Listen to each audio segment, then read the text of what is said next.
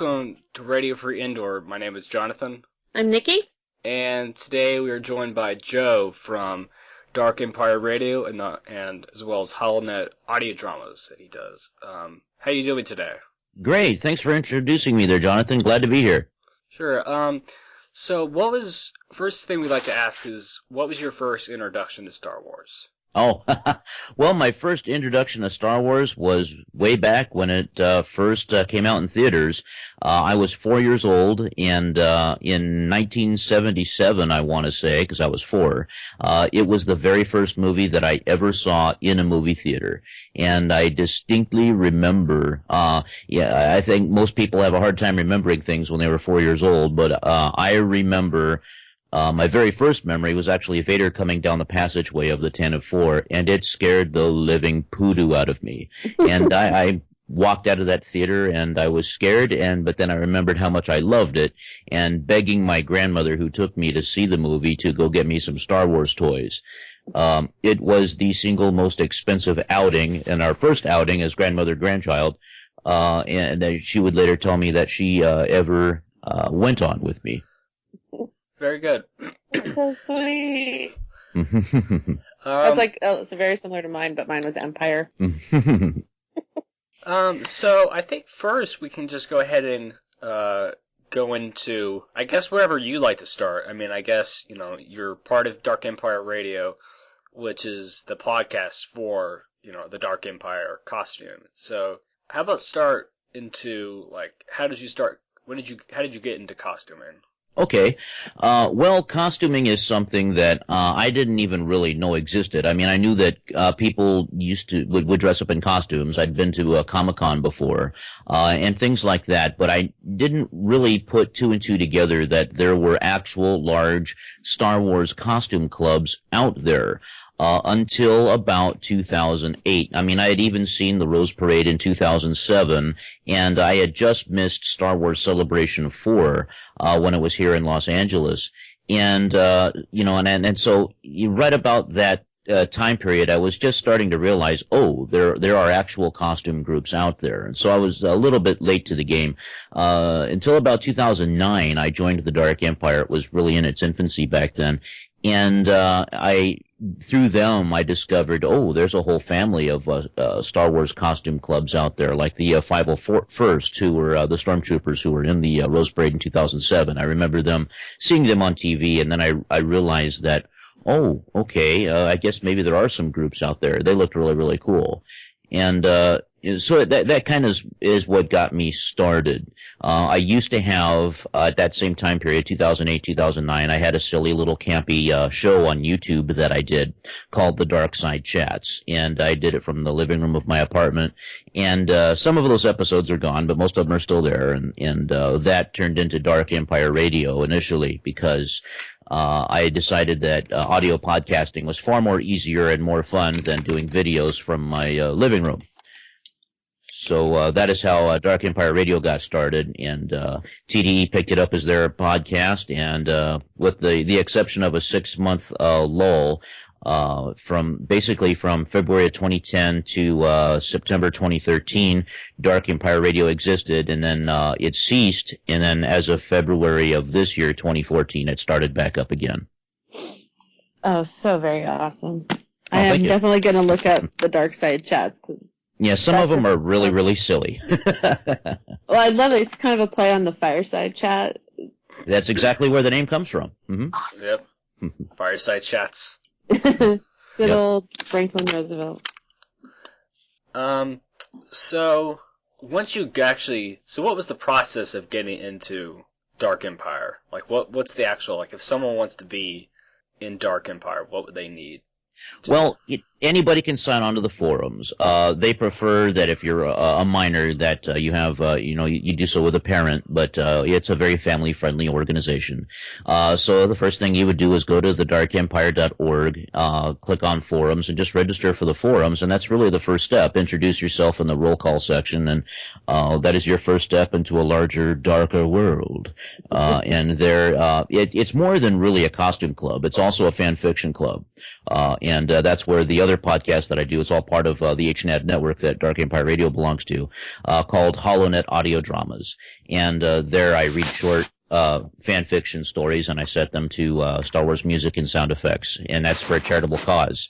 I give out free audio CDs to people. The aim is to bring the fun of quality narrated Star Wars fan fiction to blind Star Wars fans or people that can't read, help promote literacy, that kind of thing. And so that's really what the Dark Empire does. It uses costuming for charitable purposes and even fan fiction as well. And if to be a part of it, just sign on to the forums. You become a forum member. If you want to be a full or official member, then you would have to have an approved costume that meets certain criteria. And all of that can be found on our website. So it's very similar to the structure of the 501st in that sense. Yeah, very, very similar. Of course, the 501st was the first official huge Star Wars costume club, I think. And then, of course, not too long after, the Rebel Legion came along. And then the Dark Empire is sister clubs with the Mandalorian Mercs. And but yeah, very, very similar in structure. Costuming standards are very generous, but there still are a lot of regulations. Not every costume gets approved, and it's not something to be taken personal. It's just that it kind of has to look a certain way, even if it is a customized costume. There's certain things that it needs, and but that's the whole aim of the group, is to help guide you and give you the advice and things that you need to have a good quality looking costume that you can use for charitable purposes, to visit hospitals, schools, orphanages, things like that. And it's when you have the end product, something that gets approved, it really is a lot of fun. Of course, they call it trooping, and it is a lot of fun. It is. I'm a very proud member of the 501st, and Excellent. It's such a great organization to be a part of, and I think all of the costuming organizations based around Star Wars, it's all done for charity and for fun. But it seems like, based on what you're saying, it seems like that the standards are pretty much the same, and that there is a continuity, and you must be canon. And I remember joining the 501st, I had to have a picture.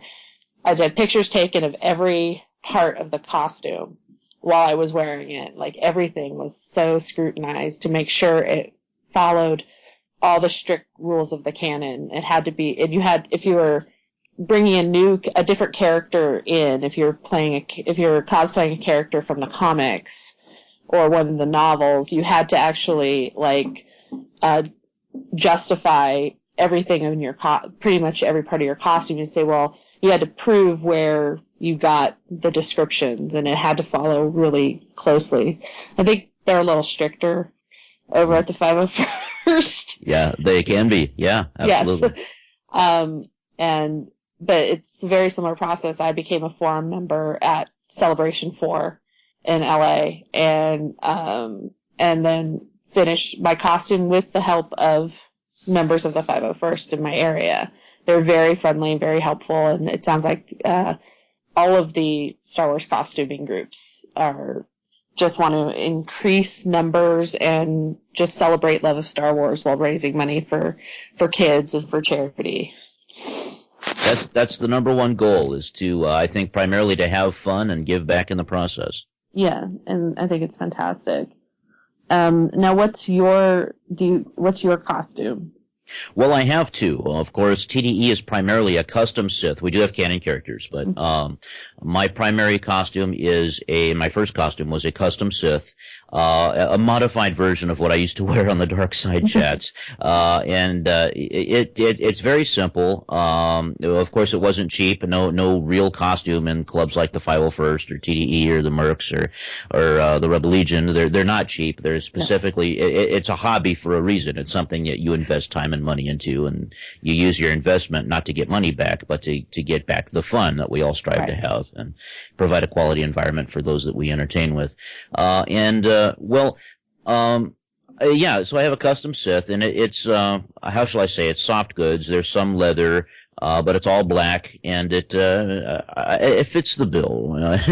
And then my canon costume is I have an Episode 1 Darth Sidious. Very, very nice. And when was the last time your group got to go and show off and do some charity work? What was your last one? out here in Southern California, the Dark Empire, we do have members. We're not quite as active. We're more active on the East Coast, especially the Florida and the Georgia areas. Mm-hmm. But out here, August 9th, so about a month ago, we had an annual troop at an orphanage in Pasadena that we do every year, that I first put together back in 2011. We've been doing it every year since. And it's been getting bigger and bigger. And, of course, TDE has a policy that whenever it has a charity troop like that, then we don't just do that ourselves. We open it up to the other clubs and the 501st and the R2 builders. Everyone joined us, and it was a ton of fun. I do believe there were about 50 plus costumers there this year, and there are. At that particular orphanage, of course, it's more than an orphanage. They offer other services too, but it is an orphanage, and there are the maximum occupancy of kids there. Hillsides is the name of the place, and the maximum occupancy is 66. And it's always full. And so when I put that particular event together several years ago, I was under the realization that, okay, we are a dark side costume club. At the time, I was its PR officer. And the maximum occupancy here is 66. I do believe we were ordered by the Fours to do this event annually. And so the first year, Steven Stanton and Rick Fitz joined us. Steven Stanton, of course, Captain Tarkin from the Clone Wars, and his good friend Rick Fitz from Star Trek fame. And they joined us, and then we haven't had a celebrity since then, but every single year afterwards, we've had more and more costumers from all the clubs join us. And the past couple of years, the R2 builders even joined us, and so we were fortunate to have an R2-D2.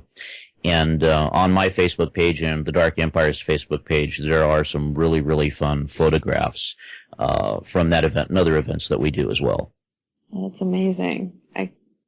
I'm in awe because as a member of the 501st, we did a lot of charity work, but we never got involved in such a big organization like an orphanage. And like we were talking about earlier, I didn't even know they still existed. How did you find them? Well, it's kind of interesting. I wanted to do something that you just hadn't heard about, and having in 2011 been a part of TDE for a few years and worked with the other clubs doing other troops. I mean, you hear about hospital visits, school visits, library visits, comic book shops, things like that. Comic book shops, of course, can be charitable events in their own right, if it's done under certain conditions, I suppose. But you never heard about an orphanage visit. Now, I lived with my grandparents during my most formative years as a kid, and they retired in Mexico. So I spent all of middle school, 6th, 7th, and 8th grade in another country, in Mexico. And down there were orphanages all over the place. And my grandfather at the time, he was the national commander for the American Legion down there. And so we did, charitable stuff, down there when, I wasn't in school. I wasn't too spoiled rotten. I did learn a little bit. And, so, that kind of, put the charity, work kind of vibe in me at an early age, I suppose.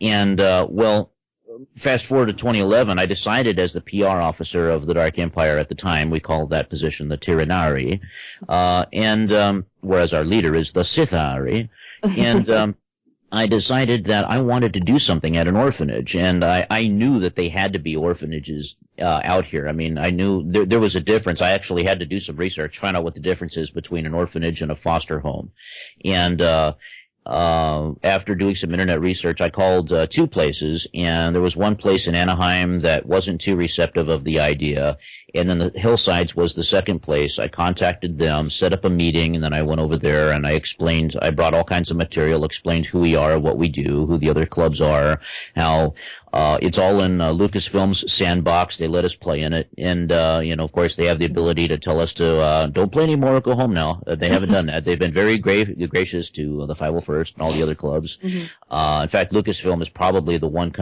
franchise. Star Wars is probably the biggest franchise I can think of that is so receptive of its fans. So once I explained that all to them, They loved the idea, maybe a little skeptical at first, but they thought it was something that they would like to explore doing. And well, after that very first troop, the kids loved us. There was a group of lightsaber enthusiasts called Saber Guild that also joined us, and they put on a lightsaber demonstration show. And the kids loved us, and it's just gotten bigger and bigger every year since. That's amazing. I'm completely in awe of everything that you get. And even as a member of the 501st, I mean, I still kind of new and just go, oh my God.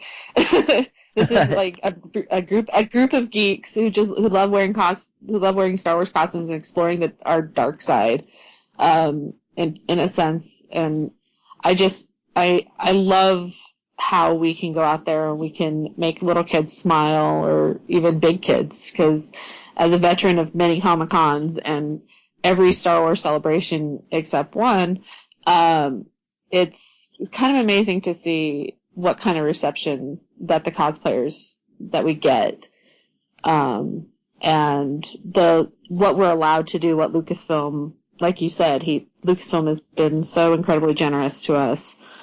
The fact that you are so involved and you've done so much work is really inspiring, and definitely makes me want to get back into active status with the 501st, because you're making me miss it even more. And it's been so long since I've been active. It's been 5 years, and it's like, now I want to join the Dark Empire. Well, we would be honored if you would join us, as they say, but and that's just a drop in the bucket, and unfortunately, some of us, we have horrendously busy schedules, and so sometimes you get disappointed. You schedule an event, and then you have other members that just can't make it because Darth real life comes first, unfortunately, and but if as a hobby, when you have enough numbers and you can make things happen. It's really magical, the things that you can accomplish with a club like the 501st and the Dark Empire and the Mercs and the Rebel Legion and the R2 Builders, etc. And it's a lot of fun. And but don't think that even if you're out in the middle of nowhere by yourself that you can't do anything, because there are so many things that you can do. Even if you're not a costumer, you can still use Star Wars to give back to the community in so many ways. Like I do with Holland Audio Dramas, somebody can write. If you're good at writing, just write a short fan fiction story, and then we have a system where we can actually turn that story, make an audio version of it, set it to music and sound effects, and put it on a CD, and then go give it to somebody that's going to be inspired by that story, by that audio story. If you think back, in the Dark Empire, our club is, at least when we were reformatted, if you will, in 2010, we hold that belief that Star Wars was created to engage the creative imagination of the viewer. Mm-hmm. And face it, when you're a kid and you watch Star Wars for the first time, at least when I was 4 and I saw the first movie in the movie theater, it was the first movie I ever saw, the first thing I wanted to do was go beg my grandmother, can we go get some Star Wars toys? So we did, and that very afternoon I was playing, because I think we saw a matinee. I was playing with Star Wars toys, and it's been a part of my life ever since. So and we kind of hold that belief, and so we use that, and it's amazing. There was a library event that they do out here I'm trying to remember exactly the name of the city that it's in, but there's a library event out here in the Inland Empire, which is it's inland, very far inland. They call it the Inland Empire, Rancho Cucamonga, that's the name of the town. Okay. And then there's the local fan force group out there holds a Star Wars event every year, and this past year I think they had 3,000 or 4,000 attendees, so it's like a little small convention. And the Dark Empire had a table there, and not this year but the year before, 2013, is when we started the HNAD project, which is the charity version of Holland Audio Dramas, the actual making the CDs and giving them out. And that was the first event that I ever had CDs at, and I remember what really motivated me what really encouraged me and showed me that this whole thing would work was there was a lady who was being led by the hand to the different display tables that were out there. And the Dark Empire, we like to have like a Sith holocron and other little things like that on our display tables, just for people to look at. And well, this particular lady, she was obviously blind. She was being led by the hand by the gentleman that she was with, and he was describing all of the things that were on the tables to her. And he asked first, he said, "Can I guide her hand along these things?" And normally, depending on, some of the props can be really expensive, but in this particular case, we said sure, because he was kind of guiding her hand along really lightly. And yeah, he had like an antique looking Sith lightsaber with like the hook, kind of like Dooku's, but with a straight handle. Okay. It was a custom made lightsaber. And he said, "This is a Sith lightsaber handle." And he kind of guided her hand along that. And you could see the expression on her face as she was taking it in. He guided her hand along the holocron, and she could say, "Oh, this is like a pyramid." And then she said, "Is this a Sith holocron?" So she knew right away what that was. And so I knew right away she was a Star Wars fan. And I thought, how cool is that? You just don't hear about blind fans of Star Wars. Right. I didn't know that they were out there. See, initially when I made the CDs, I thought it would just be something handy to hand out at conventions or whatever. And that particular event is when I knew that she would like the CD. So I said, "Hey, would you guys like a CD? I've got some narrated fan fiction on here. It's got some music and sound effects." They said sure, and they went and played that in her car. And I'm assuming he was the one doing the driving.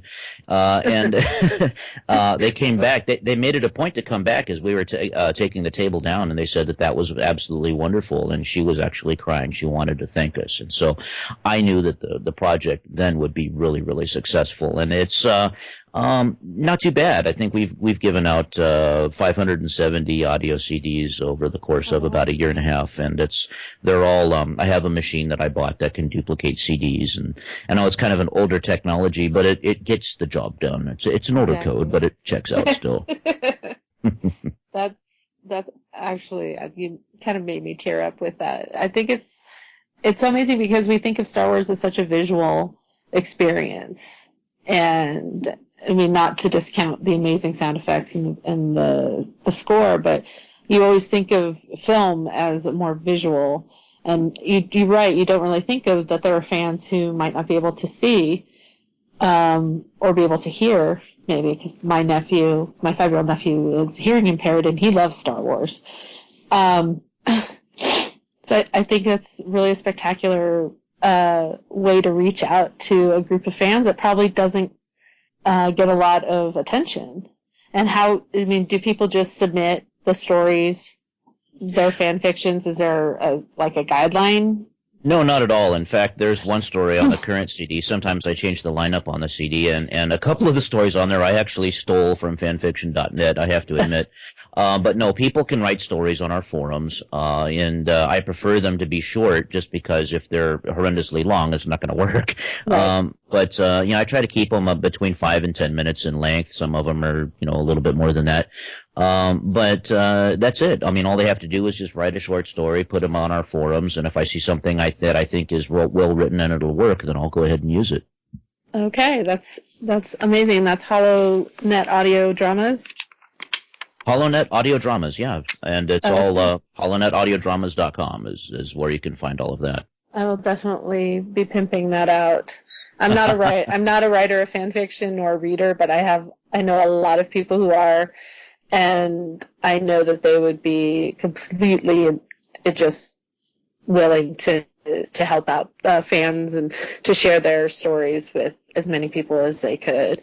Well, thanks. Yeah, if you like Star Wars audiobooks, and I really love the way that they do audio novels now, Star Wars audiobooks. They're unabridged and they've got the music. It's like you're listening to a movie. And these are basically done in that style. They're narrated. So it's kind of a misnomer in the sense that it's not really an audio drama like the Star Wars radio dramas or even Star Wars Dark Empire, where the club gets its name.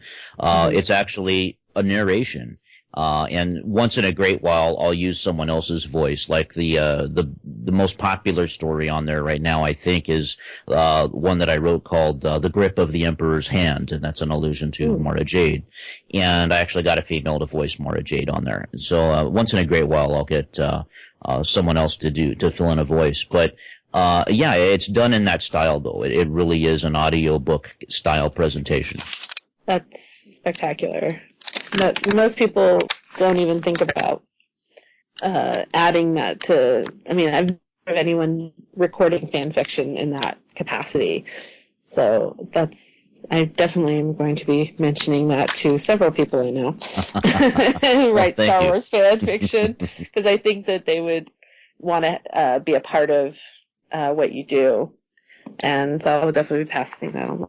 Well, excellent. Thank you. And we can always use the help. I mean, yeah. I wish I wish the 501st would start doing stuff like that. I mean, we're always busy, but we get to, sadly I was not at the Rose Parade, but I was not chosen.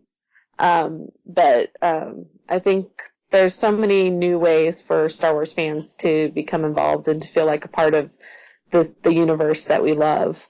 And that's the reason I love Star Wars so much. Is as a 6-year-old, I never felt I belonged anywhere. And then my mom took me to see Empire. I was like 5. And like you said that Vader walking down the hallway of the Tantive 4 just scared you as a little kid. Mine was Vader walking into the base at Hoth, and that stark, the black against the white, and that was when I knew I was in for a roller coaster. And even at such a young age, I felt like I was home. It's in that galaxy, in that universe. So I've spent my life like surrounding myself with all things Star Wars. I have to ask you, since you said you were 5 and you saw Empire Strikes Back, and you enjoyed it, what was your reaction at the big reveal when Vader said that line, "I am your father"? Having not seen A New Hope, but I had a brother and I had cousins who had, but I knew Darth Vader was the bad guy, and I knew Luke was the hero of the hero's journey. I was shocked because we spent this entire movie trying to get away from Darth Vader, and I was already upset because he put Han in carbon freeze, and Han became my favorite character the moment I saw him, and he still is, and he was my first crush at age 5 or 6, and still is. I just knew, I was just like, how can the bad guy be the good guy's daddy? And I said, how did that happen? I mean, and I think as I got a little bit older, even before, like as 7 and 8, I was like, how did that happen? He's in that big black suit.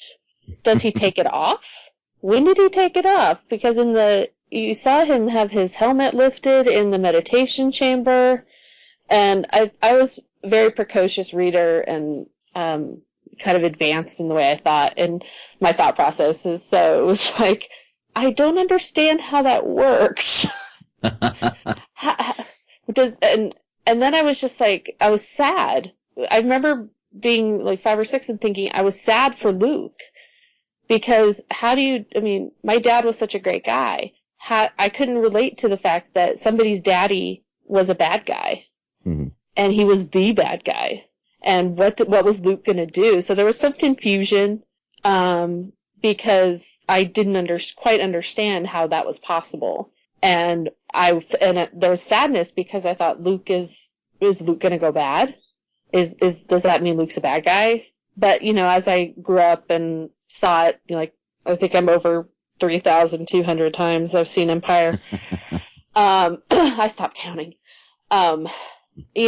As you put the pieces of the puzzle together throughout watching, the other films and even reading some of the novels, which are not canon anymore, or never were canon really, which don't exist anymore according to Disney. I start to understand the dynamics a little bit better, and then I think I was like 13 or 14. I read Joseph Campbell, and about the hero's journey, and I started comparing it to other books I'd read.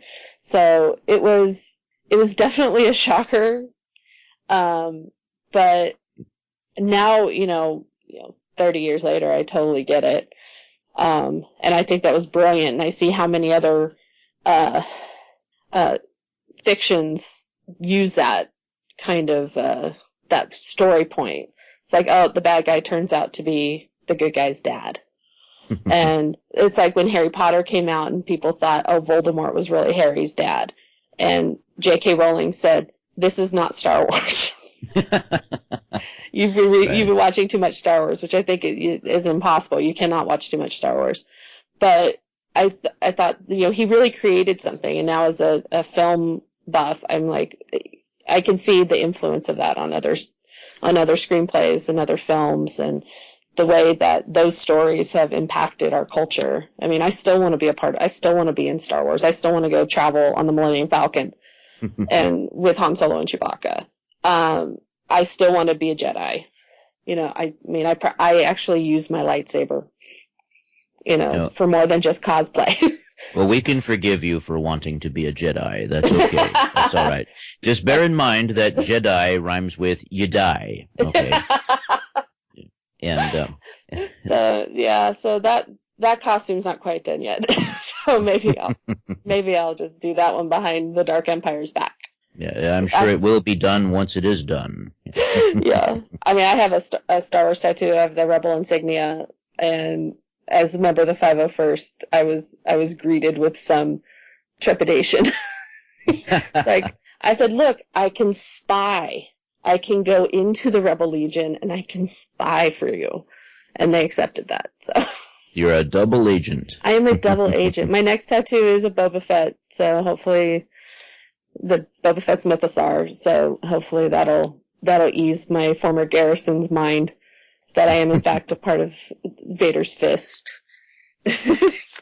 That's what we like about the Mercs. We have a saying in TDE that the Sith are the Mandalorian's best customers because we pay the best, and that's why we get along so well, I think. Yeah, yeah. I know there's not a lot of love lost between the Mercs and the 501st. I have some friends who said, yeah, we don't really like to talk to them. So Dragon Con was always very interesting. And I think that's regional. I really do. I think you'll find that in some places, and really that can be said for a lot of similar type organizational structure in other venues. But I think you'll find that some of the clubs get along really, really well in some regions of the galaxy, and in other places they don't. And it's just how that is. This was an Atlanta group of the Mercs, and I have several friends who are still in that, and they're like, we don't like them. And I'm like, well, I'm glad I didn't bring that costume.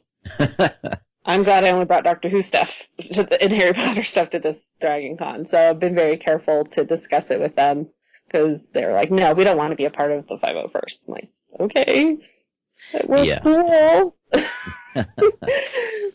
Jonathan has been very quiet. Yes, you're doing a good job. Okay, so I guess I just wanted to ask, what's the future of Dark Empire? I mean, this is an exciting time with a transition to, Disney, Star Wars Rebels starting, Episode 7. So what's the future of Dark Empire in relation to new stuff in the future? I can't really speak for the club any longer. There was a time, several years, that I was its PR person, as I mentioned before.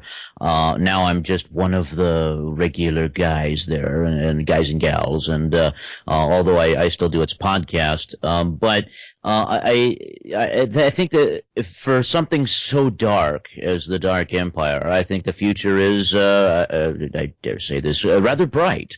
Because, like you said, it's a magical time now that, pun intended, that we're now involved with Disney and things like that. And the opportunities are just tremendous.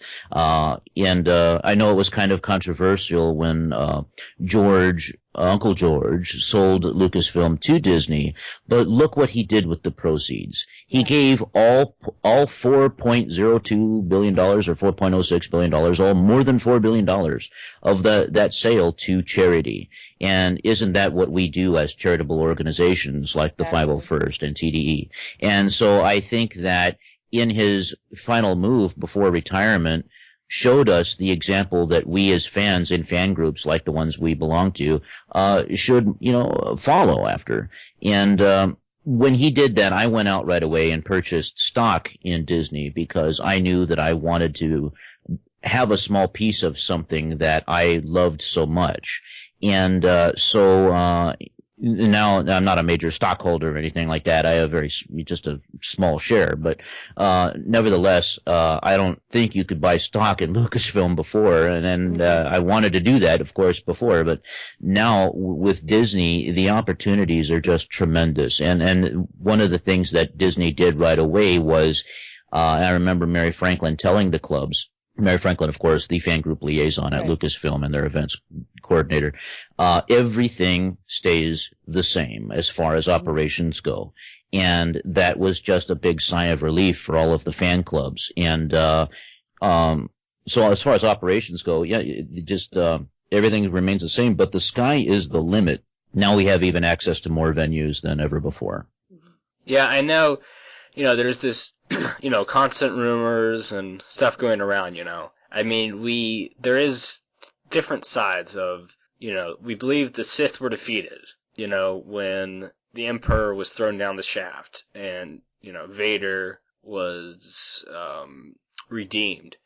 In all, we believe the Sith are dead, but, they said that in episode 1, the Sith have been extinct for a millennium. So, does the Sith coming back, does that diminish at the end of Return of the Jedi? What do you think? I don't think so at all. There are so many. Now, again, I draw heavily from the expanded universe, now known as Legends. But in TDE, of course, we hold the belief, we hold so many beliefs, that if it has the Star Wars brand on it, then it's canon, regardless. If it says Star Wars, it's Star Wars. That it's just our thing. If there's a conflict of continuity, oh well, it's still Star Wars. I'm a huge Transformers fan. I grew up with the original toys back in the mid-'80s, and for me, that's Transformers. It's nothing like the Michael Bay films nowadays, but it's still Transformers. So for me, Star Wars is Star Wars. I'm Italian, so I can say that. It's Star Wars. It's Star Wars. But I don't think that if the Sith were to reemerge in the sequel movies, I don't think it would diminish anything from Return of the Jedi at all, simply because, like you said, in the first film, or Episode 1, I do believe that it was Ki-Adi-Mundi that says that the Sith had been extinct for a millennia. And so what they did is they modeled a lot of the stories in the comics of the expanded universe around that. The whole Darth Bane era, when Darth Bane established the rule of 2, that was 1,000 years before the movies, and right around 1,000 BBY. And BBY being before the Battle of Yavin for the novice fan out there. And so things like that. And so I kind of see a lot of the expanded universe, even if it's not considered canon anymore by Disney, nevertheless the stories are outstanding, and most of it revolves around the established films. So even if none of the expanded universe has anything to do with the sequel movies, nevertheless, what we do have up until this point in time revolves around the established movies. One of my favorites is the Darth Plagueis novel. Absolute wonderful novel that much of it takes place during Episode 1. Right. Yeah. That was one of the good ones. I have some issues with some of the expanded universe novels. Some of them are not as well written. Mm-hmm. Especially the early ones, yeah. As others. I guess I'm wondering. Greatest of novels. Have people, as far as Rebels goes, one of the biggest things to come out of it is the Inquisitor. What do you think of the Inquisitor, and are there anyone in the Dark Empire that's, starting to, get ready to costume as him or considering costuming as him? Well, that's a great question, and of course, we've already said that if there is someone out there that wants to dress as the Inquisitor, well, okay, not dress as the Inquisitor, but do an Inquisitor costume, we would readily accept that, because we take, although we're primarily a custom costuming organization. That's so hard to say. Custom costuming organization.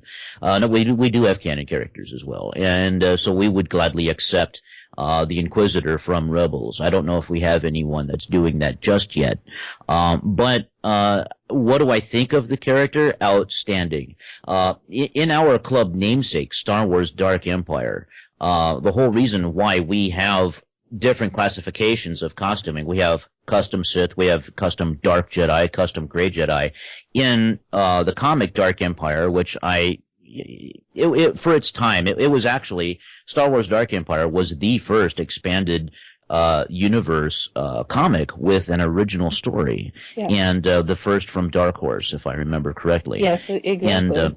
And in the storyline, without giving it away, and don't get me wrong, it's very early '90s drawn.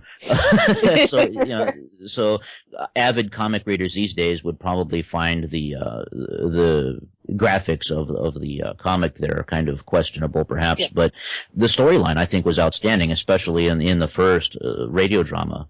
But in it, there are dark side warriors. Dark side, literally dark Jedi that the Emperor had that were either trained by him or they were Jedi that survived the Purge, quote unquote. So I really think that in the Star Wars universe there are lots and lots of dark side users out there that may or may not be Sith. And of course, even in modern canon, like in the Clone Wars cartoon, there are dark side users like the Night Sisters and Night Brothers on Dathomir and things like that. So I really think that if there is a reemergence of the Sith in the sequel movies, getting back to the question, I don't think it would take away that from that at all, because there are so many other Darksiders out there that could easily take up the mantle of Sith. Yeah, I think there's the possibility of like someone finding like a Sith holocron and somehow, trying to resurrect the Sith of some sort. I think that's a thing that I've heard people say. I like that idea a lot. I just question if the Sith are really truly gone. It's like we thought the Jedi were extinguished, and yet we had some survivors. So part of me thinks that there are some Sith still out there, just waiting for their chance to come back and take over.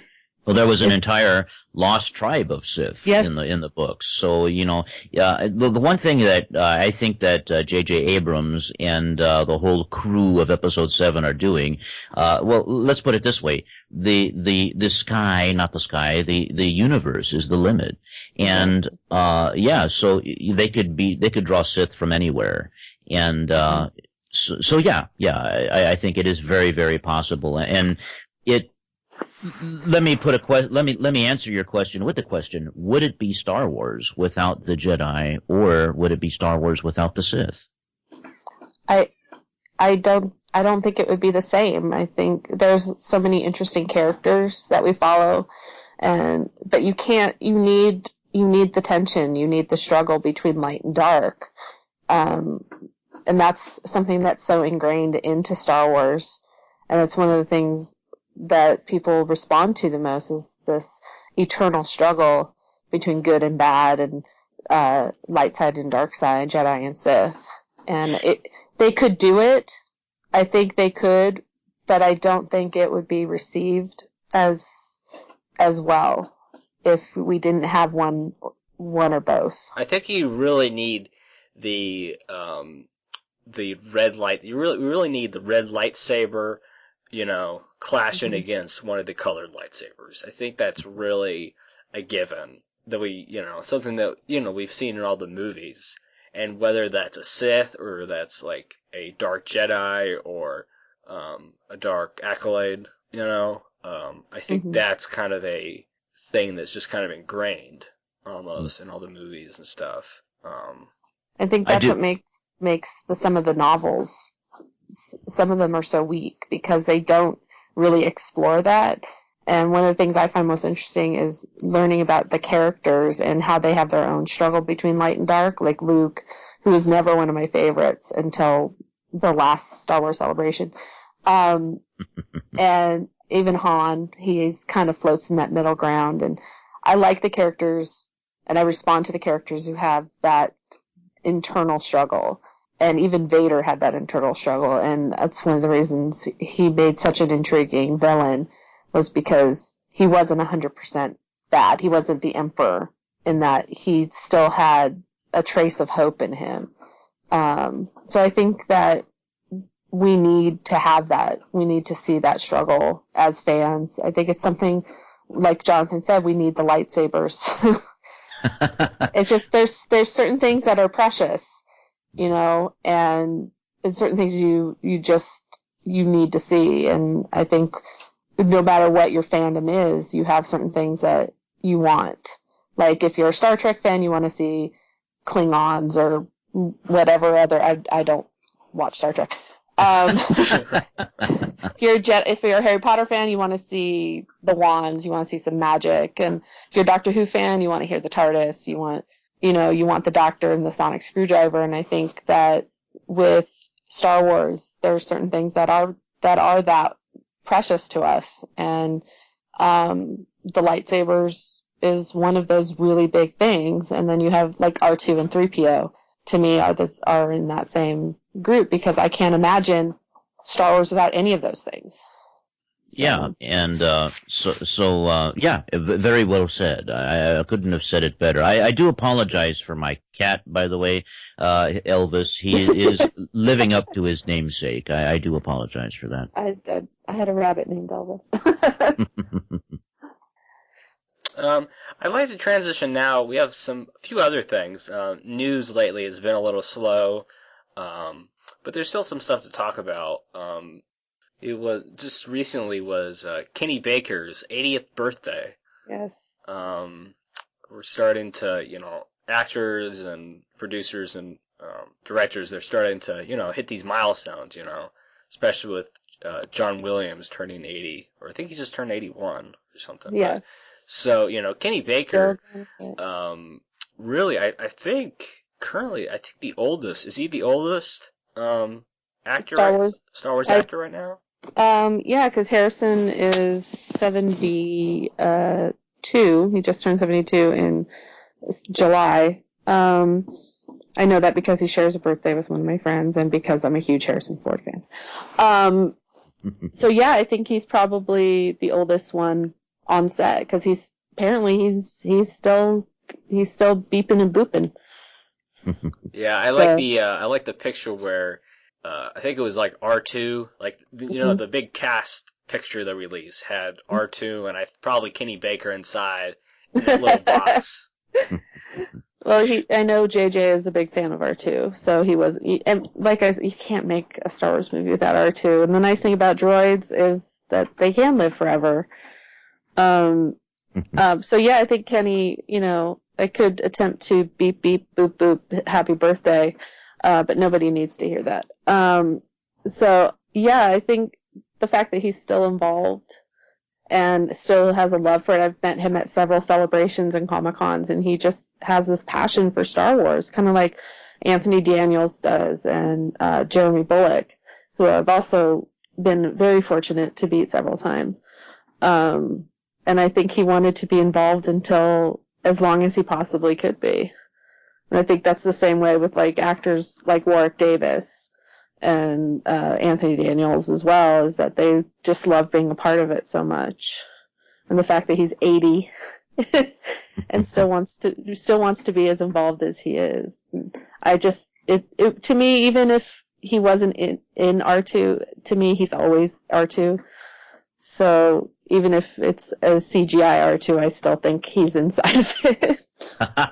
Well, there's a great R2 Builders yes. model. Have you seen the one that has like a bust of Kenny Baker inside of it? Yes. Love it. We're the same. Sorry. Yeah. Oh, that's okay. No, it's your show. I'm sorry. I should be the one apologizing. I think the Sith do that a lot. Oh, no. Yeah, I think there's a couple of R2 builders, I think, that are actually involved. But Kenny Baker, I do love him. I had the opportunity to interview him years ago. During the first year of Dark Empire Radio. I don't remember what month, but it was in 2010, and it was kind of precarious back then. It was a cell phone to cell phone call, And the only technology that I had, it was very primitive. It was called hold the microphone up to the cell phone speaker. So I had him on speakerphone, and it was very hard. It was actually kind of like hearing a droid talking to you. But it was a very, very tinny sounding conversation. So some of it was hard to make out. But it was a really fun interview, and he was very gracious to talk for several minutes. And his agent at the time arranged the interview, and it was interesting, just some of the insight that he had. I asked him, I said, and I didn't know what to ask him really. Everything was spur of the moment. Usually with interviews, and I don't interview celebrities a lot. Once in a while I have, but usually I kind of, you come up with some questions ahead of time, and if the conversation goes in the way of those questions, great. If it goes off on a tangent somewhere, okay, well then you just, talk and see where it goes. But so one of the questions I had was, how hot did it get inside R2's outfit, inside the droid, when you were filming in Tunisia? It had to be horrendous. And his response was, well, I didn't have a thermometer inside, so I couldn't really tell you how hot it got. But he did say that you could fry an egg on the dome, and so that was I heard that. Yeah.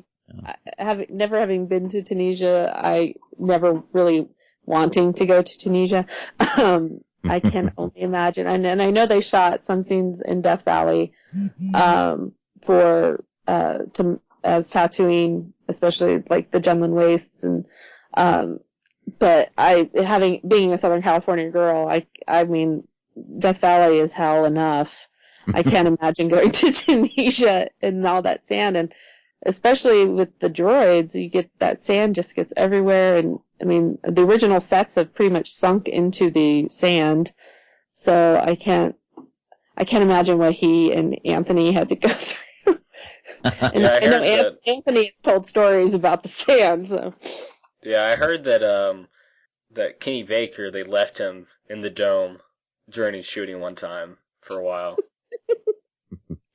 There's a meme of him out there in the dome eating a hot dog or in the outfit eating a hot dog with the dome off, kind of backwards like the lid of a trash can, I suppose. And the meme is R2 eating a hot dog, and then the bottom line says, "Your argument is invalid." It's one of the best memes ever. I love that one. That's awesome. So happy birthday, Kenny Baker.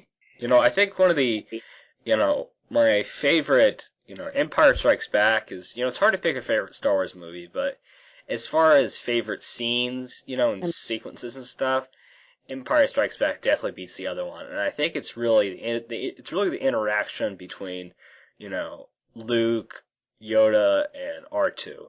And the fact that R2 is just like this, innocent guy just trying to, and I think that partly is Kenny Baker, when he uses the tool to try to steal back the light, and try to steal back the little flashlight, and Yoda just banging on the dome. And I think some of that is really, I think it's really Kenny Baker, and kind of also the worriness of, turning the dome and stuff. Yeah. I think that's something that's harder to do, because we didn't really totally get that in the prequels, and I think that's what makes it so special. And, I think, I'm not sure if we'll get that in the sequel trilogy, but I think, whether it was, in that instance, or if it was the conversation between him and C-3PO, I think they were just perfect, and they just made some of the funniest, moments. They're the best couple in Star Wars. I think you're right about the prequels. I think R2 gets sassier, as if we could attribute sassiness to a droid. R2 definitely gets sassier from episode 1 to episode 6. It's like he has a limit to his patience sometimes, and he just like, you know what, you guys, I'm just gonna handle this. Let me just do this, and then we'll all be safe, and just go. And that's one of the things I love, is that a droid they've developed the character of R2-D2. I think I would be sassier with every progressing movie too if it turned out that I was the legitimate hero of every single Star Wars movie, and only to be get the kind of accolades that only a droid would be deserving of. I mean, face it, R2-D2, he saves the day in how many Star Wars movies? Practically all of them. Pretty much all 6. Yeah, and he's not the hero. A Luke Skywalker or Anakin Skywalker, they're the heroes. I think, the droids need someone to speak for them, and leave it to the Sith to do that. No. But no, the droids need a hero. I think they do, and R2 is their hero. He just doesn't get the recognition that he's deserved. There's a reason he's my 3rd favorite Star Wars character, and he's only after Han and Boba Fett. And because I agree with you, and I've felt this way since I was a little kid. He is a hero? I mean, without R2, they would have all died long ago. And it is only through the grace of this little droid, this poor little astromech droid, that little droid did it. Who has, thank you, Captain Panaka. Who has, I mean, he is really the hero of all the stories. And yes, he doesn't have the hero's journey like Luke does, and and Anakin does to an extent. But he's the one who really deserved the medal after the Battle of Yavin. Even Chewbacca didn't get his until the MTV Movie Awards like 10 years ago. Well, yeah, R2, he fixed the hyperdrive at the end of Empire, got the Falcon out of there. Otherwise, everybody would have gotten caught by Vader yet again. Yeah, he found the prison. He found the cell that Princess Leia was being held in A New Hope. He cuts them out of the net in Return of the Jedi. When Luke couldn't even reach his lightsaber or use the Force. I mean, he all throughout the original trilogy and even in the prequels, it's R2-D2. Exactly. It's really his story. And Kenny Baker, happy birthday, and thank you for saving the day so many times. I think we should use your podcast as a platform to say that the real hero needs to be said happy birthday to and thanked for all of his bleeping efforts there. I think I'm going to have to write an article about that now. I really am. I think it's already being half written in my head. It's absolutely true. He's the reason we all still have something to love. God, I want an R2 unit. I think, speaking of droids, talking about a droid that, opposed to R2, who is this, shined up, fancy droid that's, nice and caring to people. Then we have Chopper, who is basically the opposite, and he has this real personality and some anger issues. I mean, what do you think of Chopper? We've talked about it. What do you think of Chopper? I think that Chopper might be related to a former in-law of mine. I'm not sure yet. It might have had something to do with his programming, perhaps. It's interesting that the personalities that they put into astromech droids. Mm-hmm. And of course, I think Chopper is literally put together like a car at a chop shop would be put together. He's made from spare parts, and maybe he resents that a little bit. Hey, I'm not an assembly line droid. I'm made from secondhand material. And yet, for all of his inferiority, he's going to be another R2 type character, I think, where he's going to be integral in saving the day. You kind of get that impression just from watching what little has been released of Rebels already with the little shorts that they've put together. And so I like Chopper, I really do. I'm not sure if I like the colors, but that's okay. There's nothing wrong with that. I think Rebels is literally a very vibrant series, and I like that. It's very Ralph McQuarrie influenced, and I do like that. To answer your question, I like Chopper. Anger issues are something that a Sith admires. You can use anger to your advantage, and I think Chopper will do that well. I think he must be a Sith astromech droid. Quite possibly he could have been put, you never know where his parts came from. I was just remembering while you were saying that. I was remembering when the special editions came out, and love them or hate them, they're what we have. But I remember the first huge cheer from A New Hope came when we saw R2-D2. Everybody went nuts when R2 came on the scene. And he was the one in A New Hope, and Han and Chewie too, they got the biggest responses. And each progressive film of the special edition series, R2 always got the biggest. R2 and I think Yoda in Empire had the biggest, like, yeah, there they are. This is fantastic. Those are my favorite guys. And I think the droids do have a lot to do with how much we love Star Wars. Because they're kind of like the observers in a lot of ways, but they do so much more. They're just like as us. iconic. Yeah. Yeah, yeah, I can't imagine any Star Wars film without, or any Star Wars project without a droid. So today they also released some pictures from the set that were taken by someone photographing aerial views of the surrounding areas, and they didn't realize what they had photographed till they got them home. And on those photographs, we see half of a Millennium Falcon of an X-Wing. So, did anyone else see these pictures and get totally overwhelmingly excited? Yes, I did. Oh, yes, I did. I'm sorry, but I have to reveal what color the X-Wing is. You see, obviously, one of the good guy ships is black and blue. Yeah. And if you're a good guy, I promise you will end up black and blue. So, like, after JJ had like misdirected us like 3 or 4 times on the existence of the Millennium Falcon in 7, like, first it was, oh look, there's the Jarek table. No, the Falcon's not in the movie. Oh look, Harrison Ford breaks his leg on the door of the Millennium Falcon. It's the Falcon's revenge for all those times that Han let it break down. I know. He really needed a better mechanic to take care of that ship. There's some things that you just get so, like, attached to in Star Wars, and the Falcon is one of those things for me. And so the fact that it's still flying around in some capacity, piloting it, or one of, the solo kids, if that's indeed what we're getting, and it just makes me happy. I was already excited, and this just makes me just happy.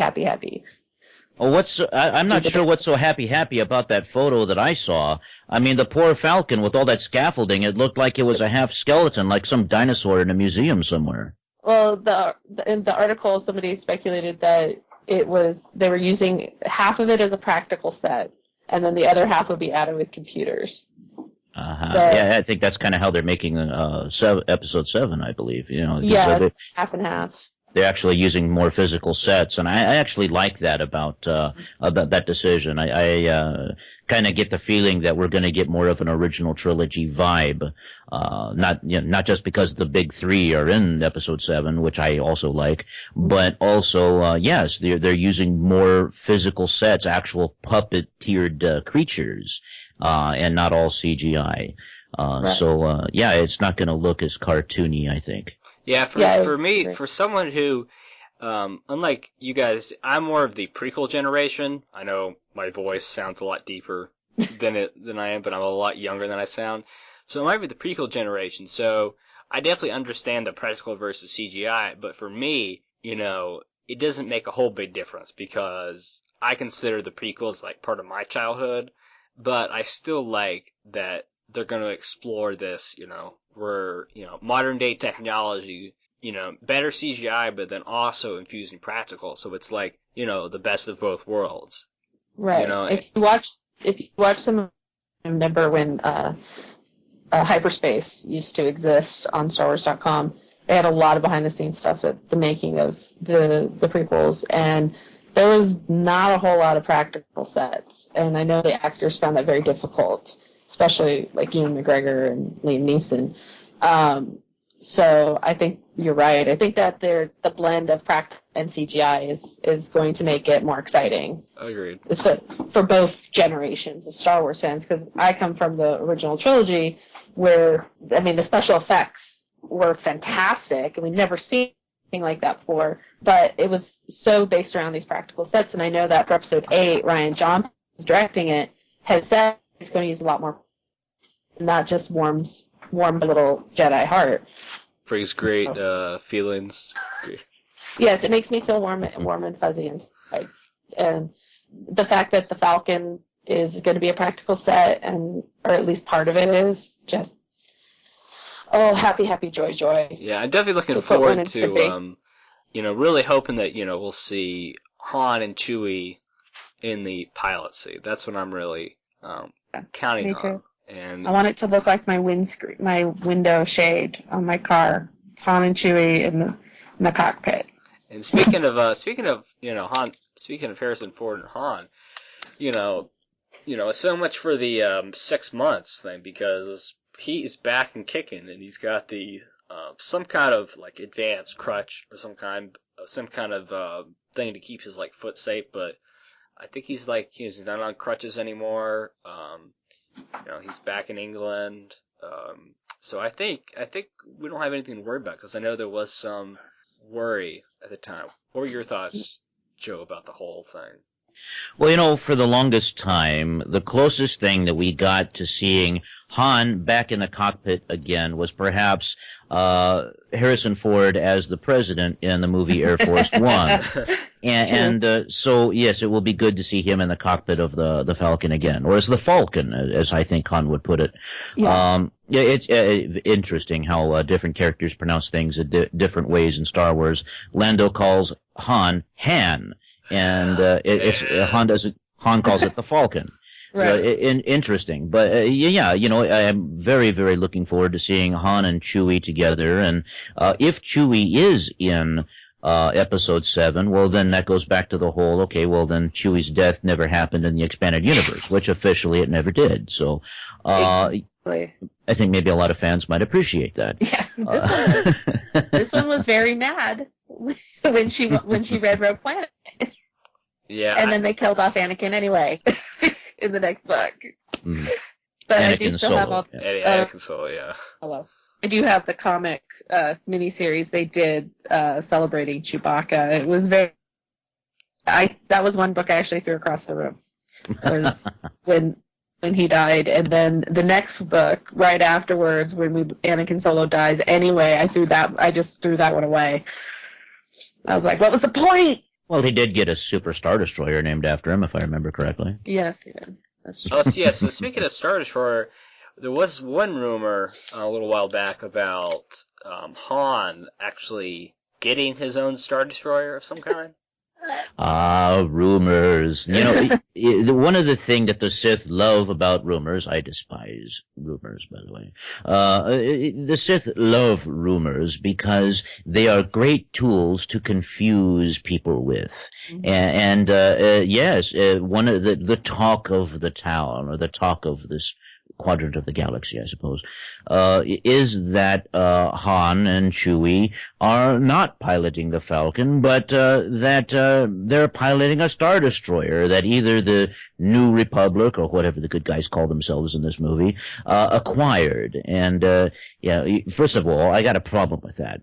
A Star Destroyer needs a crew of thousands, just like an aircraft carrier needs a crew of thousands. I'm a Navy guy. How can Han and Chewie? What are they doing on the Star Destroyer? No. Han needs to be at the wheel, so to speak. He's a hands-on pilot. So is Chewbacca. I cannot even imagine them being on a Star Destroyer in any way other than rescuing someone or taking it over, so to speak, or like taking it down. I don't mind if like one of his Han and Leia's kids is piloting the Falcon. I think that, Jaina, he taught Jaina how to fly the Falcon in the expanded universe. But I cannot even imagine what they would do with the Star Destroyer. Han would be so bored. Unless the Falcon got impounded somehow and they've infiltrated the Star Destroyer to take it back, a la Death Star from A New Hope. I could see that. That could work. Han and Chewie back in action, trying to steal back the Falcon. That would work. But Han is like a commander of a Star Destroyer? No. Yeah, I agree. I think it's I think that's one of those extremely unlikely rumors. That's when, like you said, rumors can get you in trouble, and especially some from not the best reliable sources. Latino Review. Yeah, they like to spread really weird rumors, and I take nothing they say seriously. Yeah, especially when I think it's really bad when you say confirmed.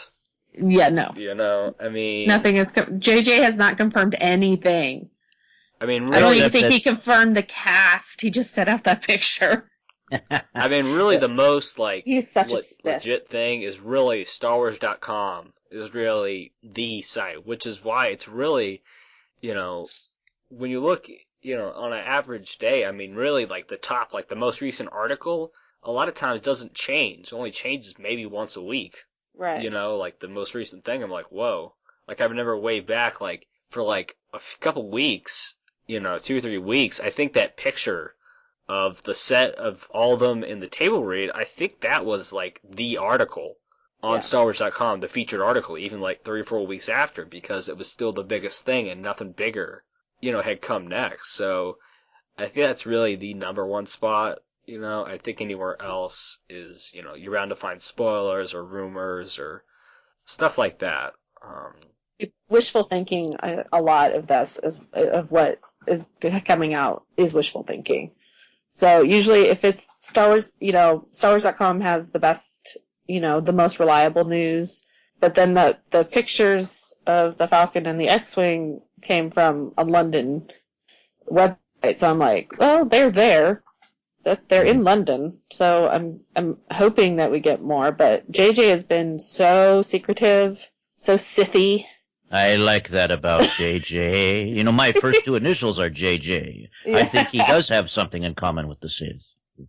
You know, I think another thing too. Speaking of J, a lot of J's going around here. John Boyega, who is someone who has been very active on the Instagram, posting, you know, so many pictures, and his latest one was a Pinewood Studios with a giant VII for episode 7. So I thought that was very interesting. You know, new week, new planet. You can see a little trailer or something at the bottom, but you know, he really loves to just, post these pictures and kind of give us a tease, but not spoiling, not going against his, contract of not revealing. Well, Jonathan, I really think that at Pinewood Studios over there, they instead of security people, what they need are doctors, plumbers, mechanics, things like that instead of security people, because there are leaks everywhere. People are leaking things all the time. So, yes, there are images coming out, rumors spilling all over the place. So, yes, the security guys just aren't going to cut it, I think. Yeah. They need some spackle and some caulk and a caulking gun. What? Just caulk, C-A-U-L-K. Yeah. I know it sounds like something different. It says clean there on iTunes there, Jonathan. Yeah. Clean. Right, yes. For now, we could suddenly something could happen. Yes, I have quite the sailor's mouth. I mean, that comes from my mother being a Navy vet. Good. Yes. She was in Vietnam during the war. So yes, I've had to temper my normal language. Yes. Family show. Yes, it is. So, what do you think of? Have you been watching all the Rebels clips? Well, I've seen the few that are out there. Yeah, I really love the crew, and I'm still having a hard time memorizing all of their names. But the costumes, they're already. I know one of the there's a husband-wife team called Rogue Rebels. They were actually at Hillside's orphanage with us last month, and they costume as characters. Liz and Sal Perales, they costume as characters and their kids from Star Wars Rebels. And Liz, she's the female Mandalorian character there with the purple hair. I really like that. Yeah. And Sabine, yeah, and who I'm going to theorize and I could be wrong. Maybe the dark side is clouding my vision a bit, but I'm going to theorize that Sabine gets her name since she obviously is Mandalorian influenced. There's something between her and Bo-Katan and Satine, Duchess Satine, who is Bo-Katan's sister. I think there's a connection somewhere. I could be wrong. Maybe I'm way off. I was thinking that too because their names are so similar.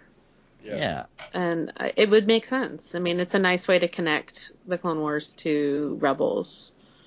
And my favorite thing about these I just see so much Ralph McQuarrie influence on Rebels.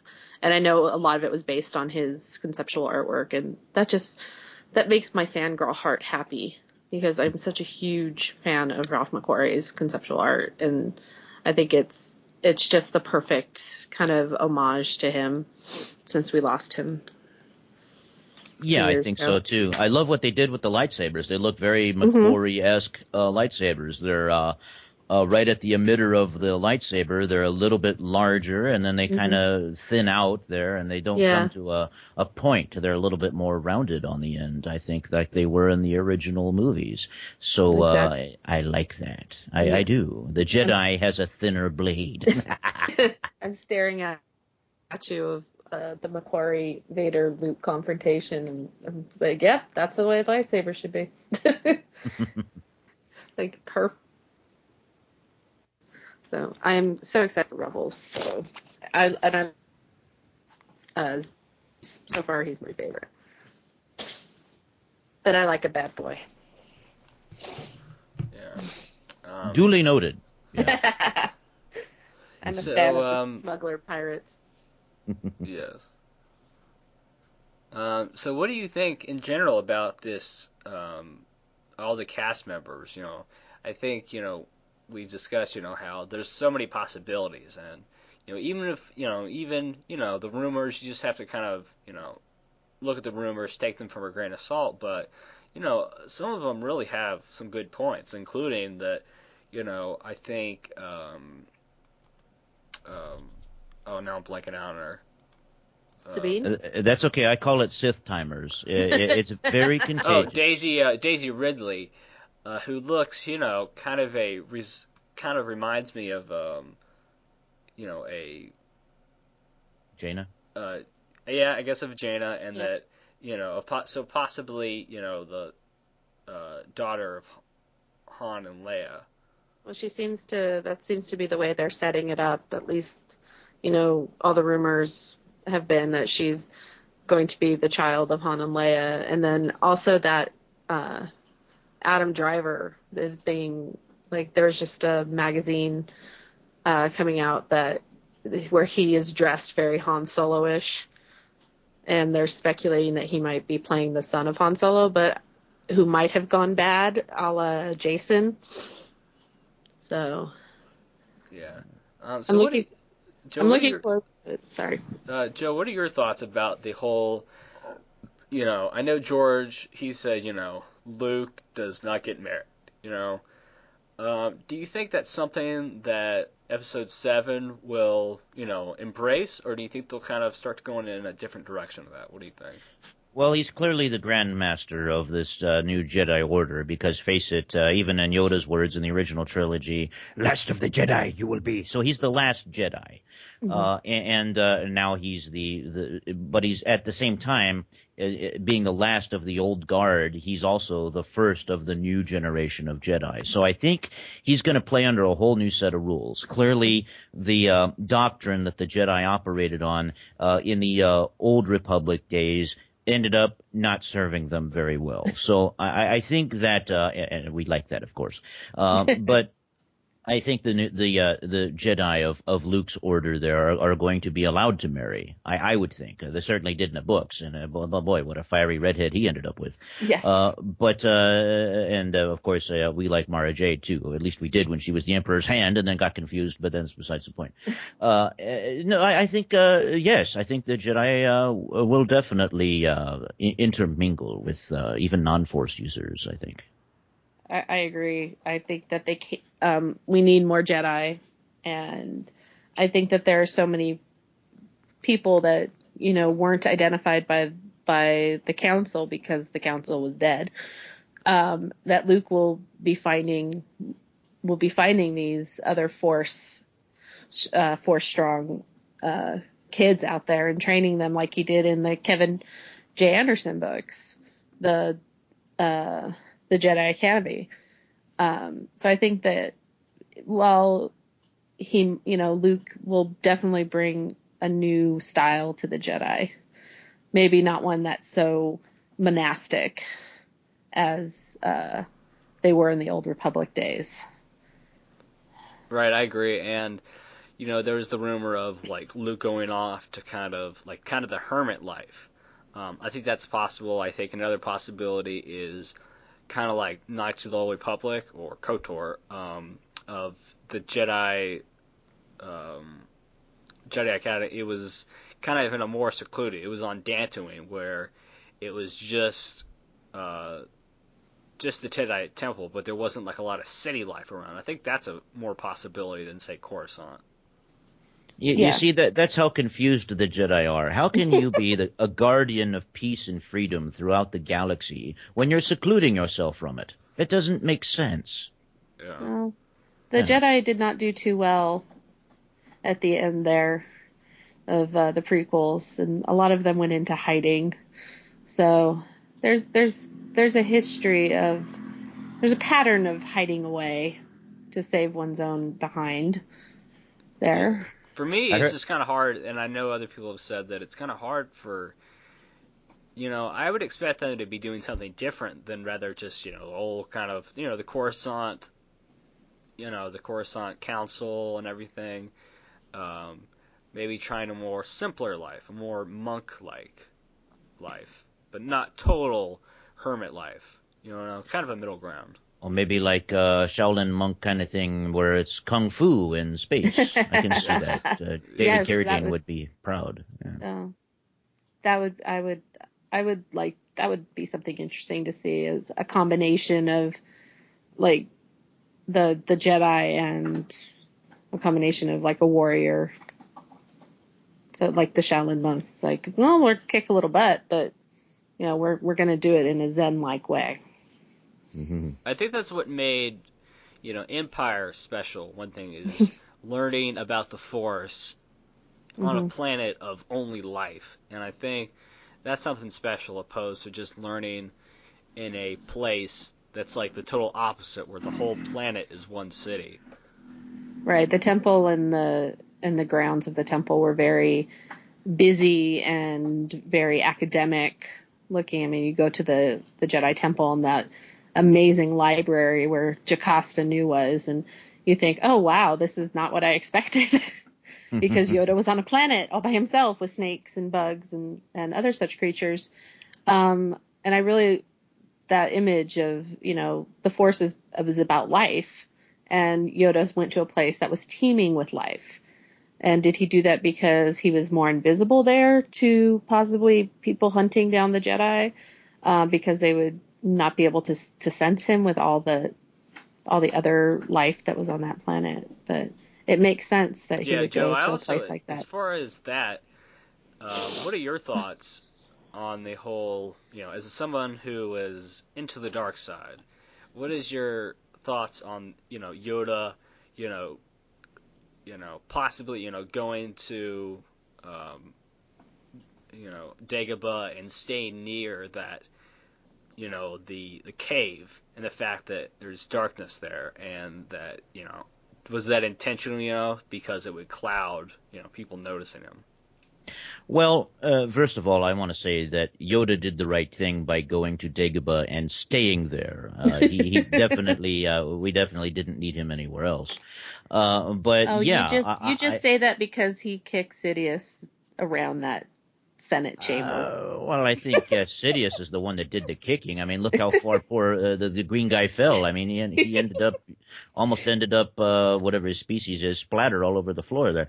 No, I think he chose Dagobah because you're right. I think, Jonathan, in a sense, he, in Yoda's own words, the dark side clouds things. It really does. And I think that there is a perfect balance between light side and dark side on Dagobah. It's a planet, even in the essential guides, it's a planet that is strong in the Force, and I think he made his little hermitage there very. Maybe not right next to, but within walking distance of that cave there that Luke trained at, because of its ability, its dark side ability to mask Yoda's presence. That's a very good point. I also thought that without the dark side, what's really you need the balance of light and dark. That's why Anakin was supposed to bring balance back, because it tipped too far one way. So I also think that maybe he was there because he needed to have that dark side presence, not just to mask him, but to kind of to be able to push away, or to be able to keep himself centered. Oh, I agree. Yeah, absolutely. And whoever is a land speeder that is, I think it has a bad motivator. I thought I'd just point that out.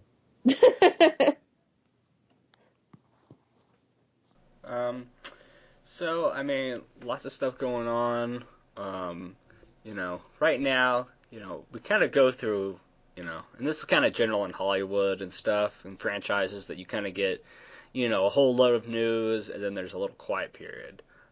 Yeah. So We I seem to think, have gotten more news when they stopped filming for a few weeks.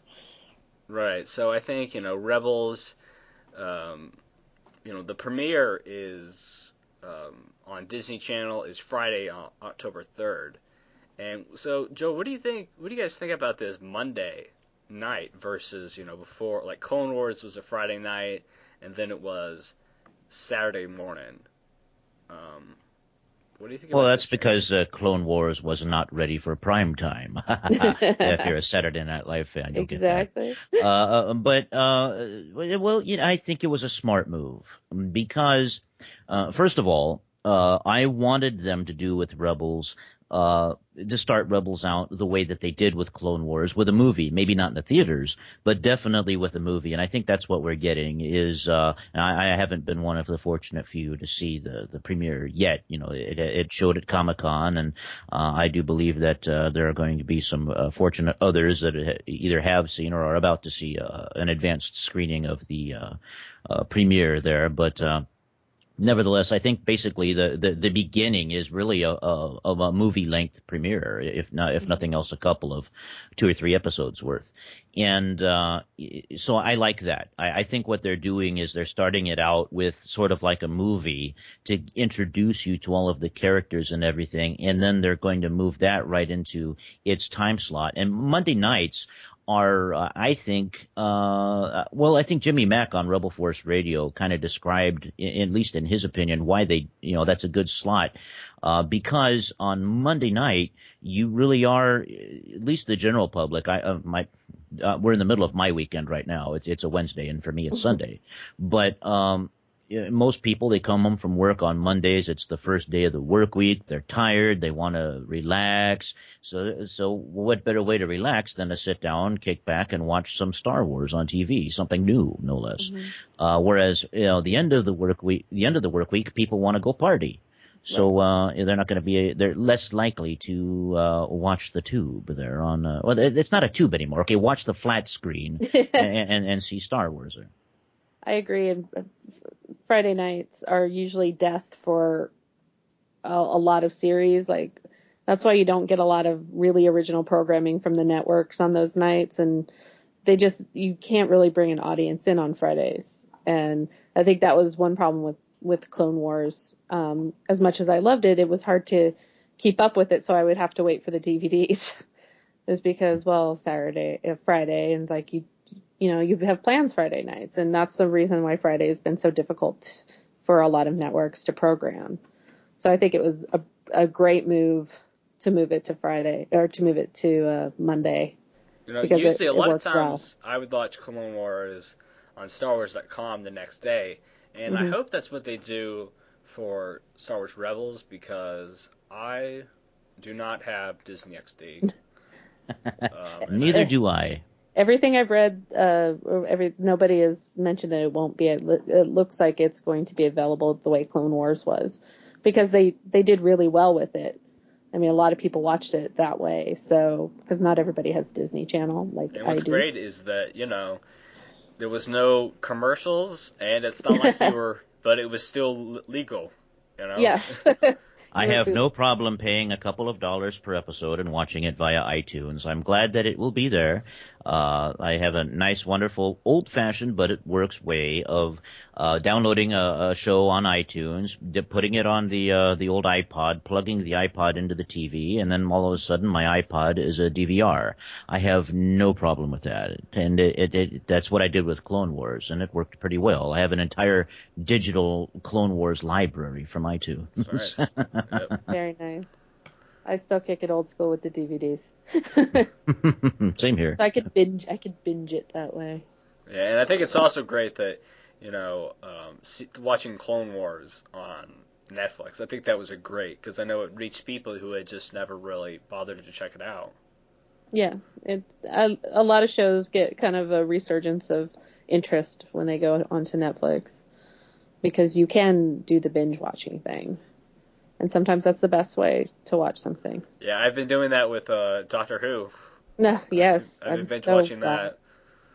that. As well, you should. Just got into the Matt Smith stuff, so. Oh, okay. So I think, is there anything anybody wants to talk about? Anything else, Joe or Nikki?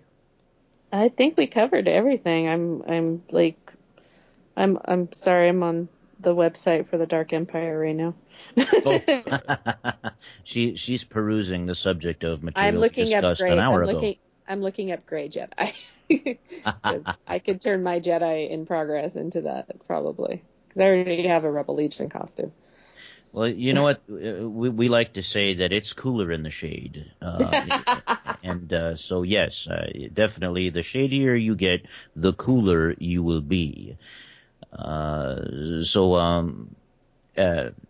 What was your question, Jonathan? Is there anything more we want to talk about? Well, I was about to get into the social media stuff, unless there's anything else anyone wants to mention. Who lies in Anakin Solo's tomb?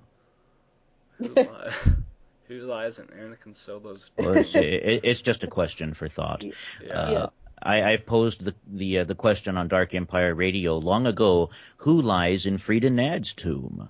And because everyone that's tried to go there has never been heard from since. Makes you wonder. Yes. Oh, there is something else. It reminded me. Andy, Nikki's co-host. On the Helicarrier. On the Helicarrier podcast. He recently put out a question on another podcast. It's amazing how all our podcasts are just linked and stuff.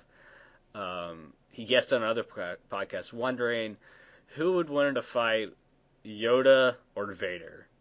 And I think it partially depends on which Yoda and which Vader, or, if you consider Anakin also Vader.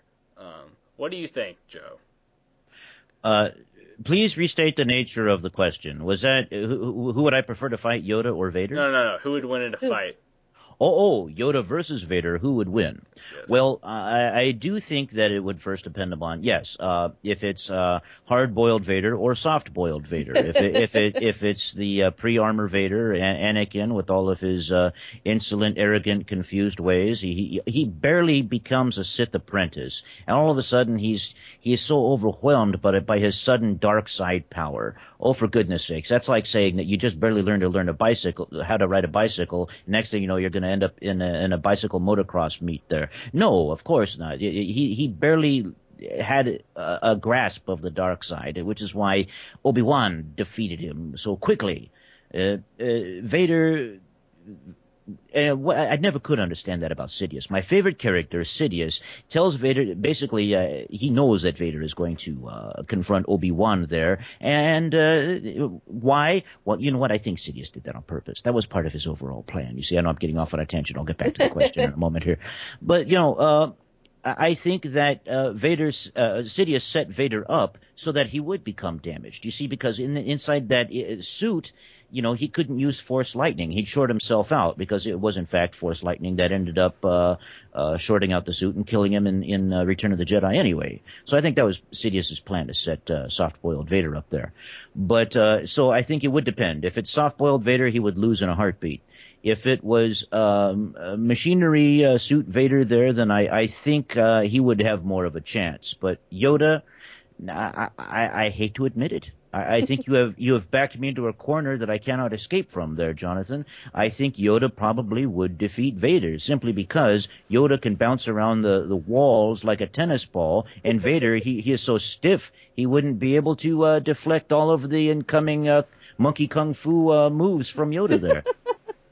What say you, Nikki? Yoda, all the way, hands down. Yes, Either same. soft-boiled, hard-boiled, Vader. I agree that Sidious totally set Anakin up to be his puppet. He made him completely dependent. He made Vader completely dependent on him. And as great a Jedi as Anakin could have been, and he was great with his lightsaber. He was a great swordsman. They always say the greatest Jedi swordsman was Yoda. And he can, like you said, the little green tennis ball bouncing around. When he was fighting Dooku, man, that just solidified his total, just hero status for me. I totally think there is no question Yoda, based on his skill and his size, would totally take out Vader. Yeah, for me, it was whenever we saw Attack of the Clones, and Dooku had defeated Anakin and Obi-Wan, and you see Yoda walking in, and then you see kind of his Yoda. He's so old and fragile, but it's just like those moments of intensity, or the moments of adrenaline that gets him, where he kind of goes back to his like old style of agility and leaping all around, and that always amazed me when I saw that as a 11, 12-year-old kid. He was like it was like watching like a old school pinball game with the ball just bouncing from corner to corner and deflecting obstacles. He walks in and he's like this little old Jedi, and we still don't know what species he is. It's never been revealed. He just walks in with his cane, and then all of a sudden it's like he's a 10-year-old on too much sugar. And then at the end of the fight, he goes back to his little walking stick, and he's like the geriatric Jedi again. you imagine an army. Imagine an army full of Yodas. It would look like green popcorn. It really would. It really would. It was just like all these little Yodas bouncing up. I mean, we know that we've had another similar species to Yoda. There was a similar one on the council, but Yaddle. Yeah, they really need to tell us what species is. Maybe he is human. This is what happens when humans get to 900 years old. Well, if that's what happens, like if a human and a Teenage Mutant Ninja Turtle get it on, I don't know, but it's possible. Yeah, so that's what happens. I always get a kick out of. I always kind of smile whenever on after Order 60 or Door to Order 66 when Yoda hops up on Chewie's back.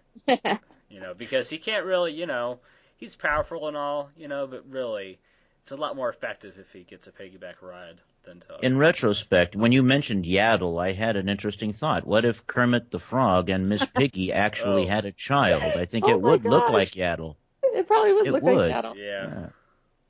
Makes you wonder. Oh my God, that's disturbing. Anything's possible. E.T. is in Star Wars. Yes. If you ever noticed that in the Senate chamber there. Oh, yes. So, and there's a meme out there, too, that basically justifies E.T. being a Jedi.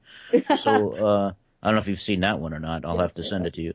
So, anything is possible. So, that all is to say is that I say Yoda would win because I think, Anakin in, Episode 3 isn't powerful enough, and in the original trilogy, the suit restricts him. So I think if you were to, if Anakin still was in his regular shape, in the original trilogy, he wasn't in the armor, and he was also more powerful, I think he'd have a better chance. But I think either Anakin, I mean, either Anakin. No, he didn't have as much training with the lightsaber. Yoda has also the wealth of experience behind him. And years, I mean, how many hundreds of years has he been doing this? So I think that comes into play as well too. And Vader got some pretty good movement in that suit. Though, yeah, not. I mean, he was able to like defeat people, but it was still rather cumbersome. Right. He couldn't wait to get back to that meditation chamber and rest. Yeah, if he doesn't keep his joints oiled up, he's done for. Exactly. And then Yoda, he's so old, his teeth are like the stars; they come out at night. But I think he would win. It's the old little green tadpole versus the machined Frankenstein guy. Exactly. And I think the tadpole would win out of maneuverability, if nothing else. Oh yeah, and plus it's like everybody, people have this. Oh, he's the little guy. He's never going to beat the big guy. Well, it never counts the little ones out. Well, there you have it, Andy. We all say Yoda. I will let him know. Reluctantly, yeah. Oh, with great pride, I say Yoda. Yeah. So I think we go ahead and go into our social media. Okay. So, this is Radio Free Endor. Follow us on Facebook and Twitter. Me and Nikki. Send us questions and stuff too. Yeah, me and Nikki post and tweet stuff. So, Joe, where can people find you? Well, I'm on Twitter, but not really most often. It's linked to my Facebook account, so I cheat. I post to Facebook, and then everything just automatically goes to Twitter. Same here. So you can find me on Facebook at facebook.com/Lord Bruticus, all one word, LORDBRUTICUS. They could just replay that back. But the podcasts that I do are on social media as well. They can find there's a brand new Facebook page, literally just went up a few days ago, for the HNAD Network, and that's Dark Empire Radio and HoloNet Audio Dramas together. And they each have their own website, darkempireradio.com, holonetaudios.com. But anyway, that's all the HNAD network, and that's at facebook.com/HNAD, HNAD network. And you can find me that way. I do post things from time to time. Cool. From time to time. Nikki, what about you? On Twitter, you can find me at iHeartColson or Discogryph, DISCOGRYFF, and on Tumblr at punkrockzebra.tumblr.com, or if you're a Agents of S.H.I.E.L.D. fan, agentcolsonsarmy.tumblr.com. Yep, and Agents of S.H.I.E.L.D. is starting soon, and yes. Carter is making a guest appearance on the first one. Yes, we're having possibly a flashback episode. And then you can follow me at JEVL49er, as well as at Radio Ramen, which is the anime podcast. And I post also on my Tumblr, and like Joe, all my stuff is linked. So we're part of the Southgate Media Group website. Go on the site, check out all the other podcasts, rate us on iTunes. So I think that's it. For Joe, I'm Jonathan. I'm Nikki. And thanks for listening. If you would like to donate to help pay for this and other Southgate Media Group podcasts, simply go to our website, southgatemediagroup.com, and click on the donate button. It can be as little as $1 or, well, as much as you want. Help keep this fun going by supporting this and our other shows. Thanks again for listening, everyone. You're the best fans in the world.